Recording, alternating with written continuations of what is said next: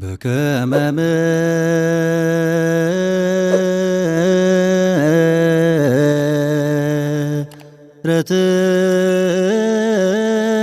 ምሕረትከ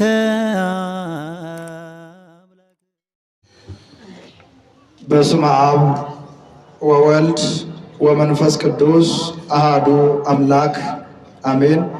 መቃባ ከንልማ ከነፉረ ቁልቁሉ ዋቀቶኮን ያመና አሜን።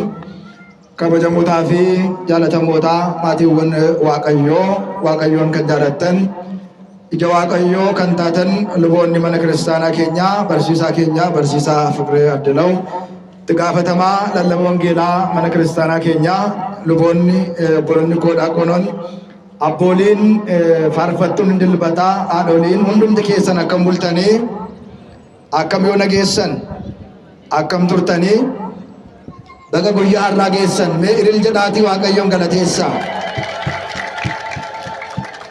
እንኳን ለእመቤታችን ለቅድስት ድንግል ማርያም ወራዊ በዓል በሰላም አደረሳችሁ አደረሰን። እስቲ አመስግኑ። እንግዲህ ሌላውን መጨረሻ ላይ እንመጣበታለን።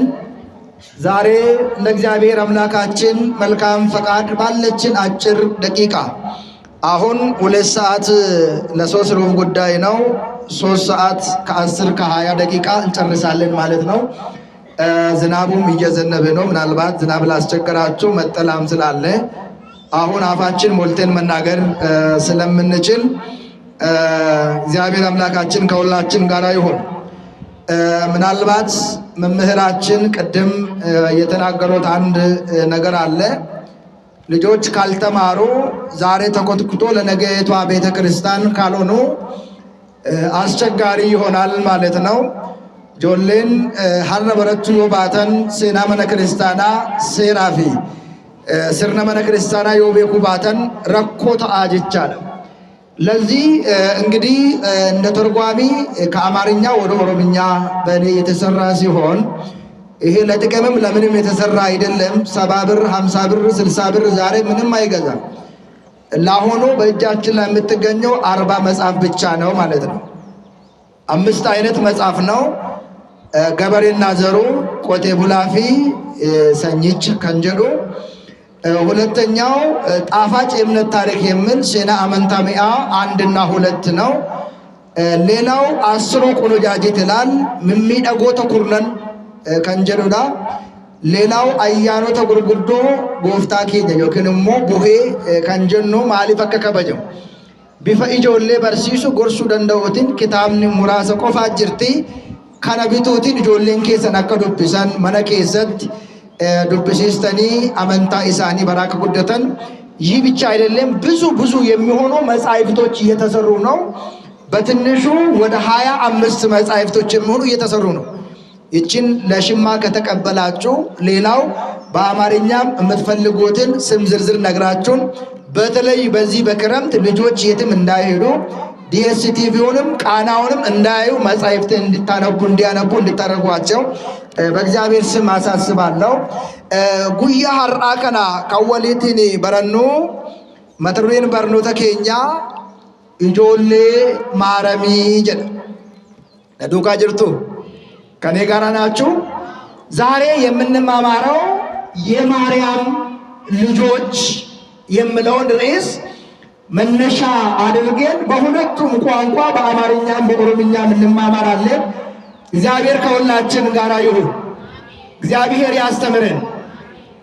ዛሬ እንግዲህ ይህንን ርዕስ ያነሳውበት ምክንያት ርዕሳችን ይህ ባይሆንም ወደ ቤታችሁ ስትገቡ የማርቆስ ወንጌል ምዕራፍ 6:46 አንብቡ። ወንጌለ ቁልቁሉ ማርቆስ ቦቆና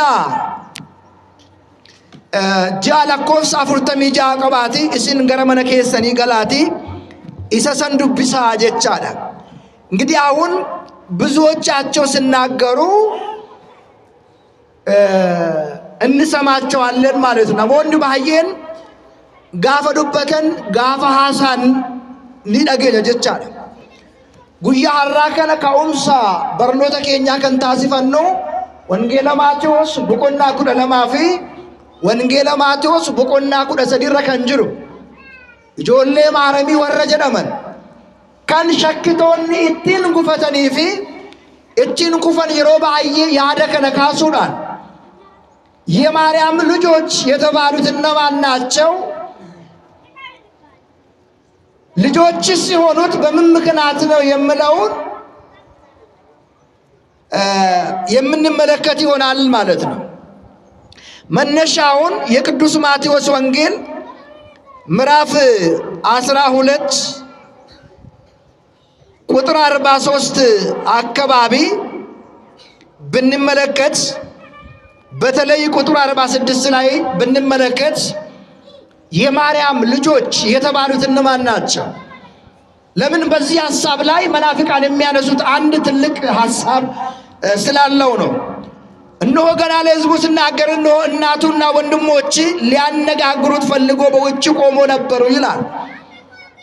የሮይኒ ኡመተ ትዱበቱ የሮይኒ ኡመተ ወሊቲን ሐሰቡ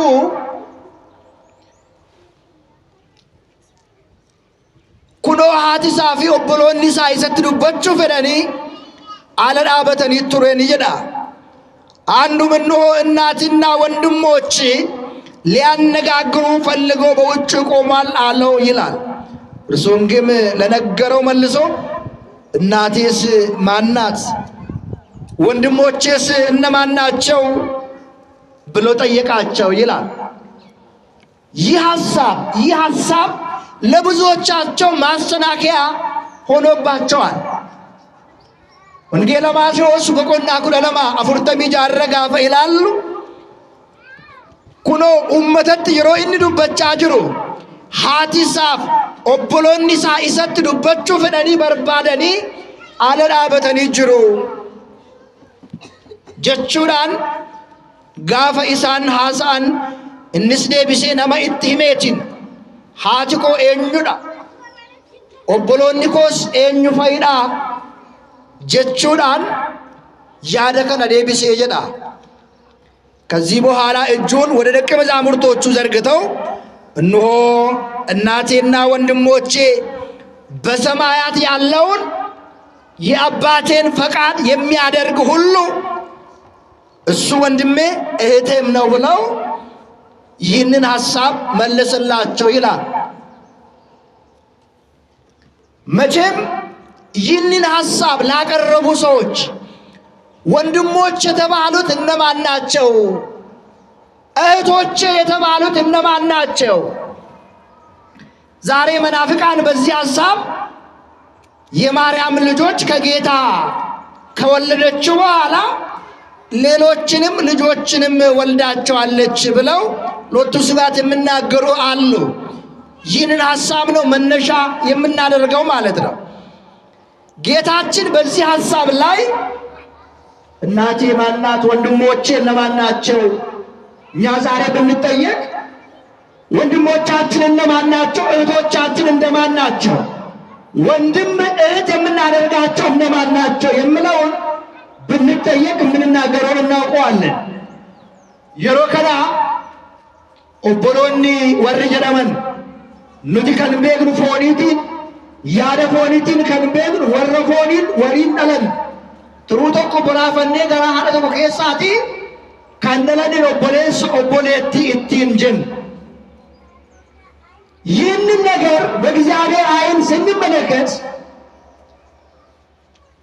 ያለ ልዩነት የሚመላለሱት በአንድነት እግዚአብሔርን የሚያመልኩት በእግዚአብሔር ሕግና ትእዛዝ የሚመላለሱት እነሱ የእግዚአብሔር ልጆች የእግዚአብሔር ወንድሞች ይባላሉ።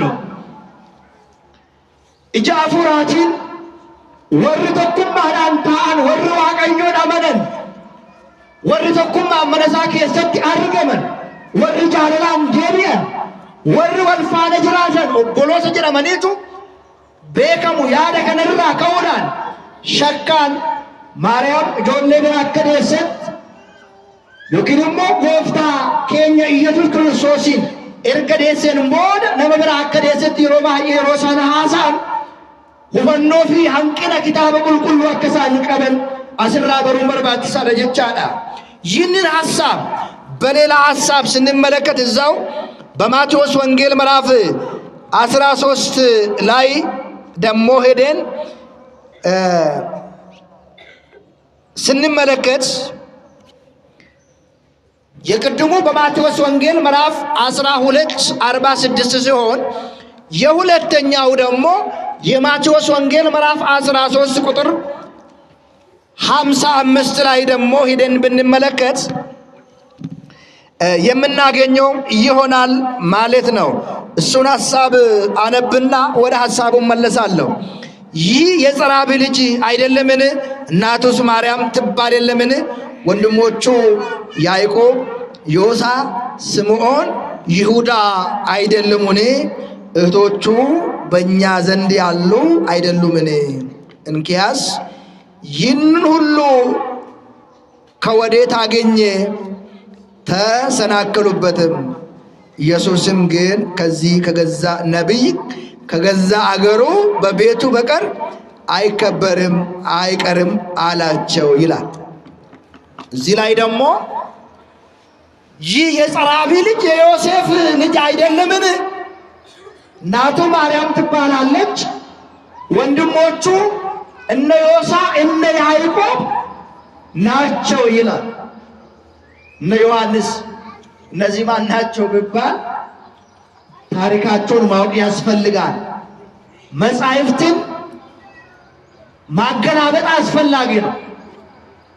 ክታበ ቁልቁሉ ባቹ ወቶይን ተይን ኛቹ ዱብሱን እትም ጅራቹን በርባችሳታ አባቶቻችን ንባብ ይገላል ትርጓሜ ያድናል ይላሉ። አንድም ሁለትም ሶስትም እያሉ የእግዚአብሔርን ቃል ይናገራሉ፣ ያስተምራሉ። መጽሐፉ በመጽሐፈ ምሳሌ ላይ አፌን በምሳሌ ከፍታለሁ ይላል።